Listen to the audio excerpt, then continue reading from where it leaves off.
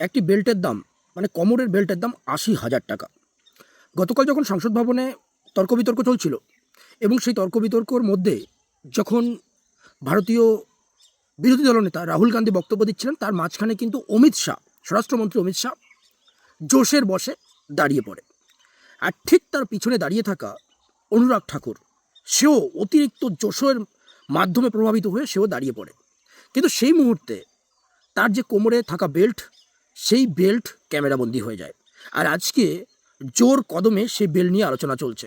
কারণ অনুরাগ ঠাকুরের কোমরে যে বেল্ট দেখা গেছে, সেই বেল্টের বাজার মূল্য ৮২,০০০ টাকার মতো।